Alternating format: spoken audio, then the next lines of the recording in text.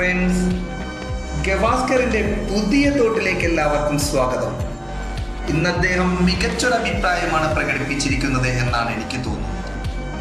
നിങ്ങളുടെ അഭിപ്രായം കമന്റ് ബോക്സിൽ രേഖപ്പെടുത്തുക. ഏതായാലും അദ്ദേഹത്തിന്റെ വിമർശനത്തിലേക്ക് പോകാം.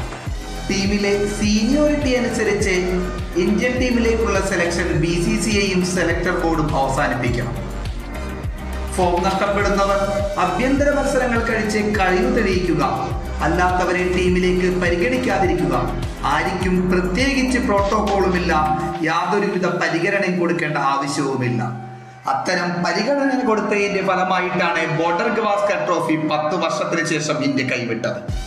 നിലവിലെ ഇന്ത്യൻ ക്രിക്കറ്റ് താരങ്ങളുടെ ഫോം പരിശോധിക്കുമ്പോൾ ഏറ്റവും കൂടുതൽ നിരാശപ്പെടുത്തുന്ന 2 താരങ്ങളാണ് വിരാട് കോഹ്ലിയും രോഹിത് ശർമ്മയും. കഴിഞ്ഞ ബോർഡർ ഗവാസ്കർ ട്രോഫിയിലും നിരാശപ്പെടുത്തുന്ന പ്രകടനം നടത്തിയ ഇവർ വിരമിക്കണമെന്ന ആവശ്യം വരെ ആരാധകർ ഉയർത്തിയിരുന്നു. പല മുൻ താരങ്ങളും ഇവർക്കെതിരെ കടുത്ത വിമർശനങ്ങളും ഉന്നയിച്ചിരിക്കുന്നു. ഇപ്പോൾ സുനിൽ ഗവാസ്കർ, ഇവർ ഉൾപ്പെടെയുള്ള മറ്റ് പ്രകടനം കാഴ്ചവെക്കാൻ കഴിയാത്ത താരങ്ങൾ എല്ലാവരും ആഭ്യന്തര ക്രിക്കറ്റ് കളിച്ച് തീർച്ചയായും തങ്ങളുടെ ഫോം വീണ്ടെടുത്ത് ടീമിലേക്ക് തിരികെ എത്തണം എന്ന് വിമർശിച്ചിരിക്കുകയാണ്.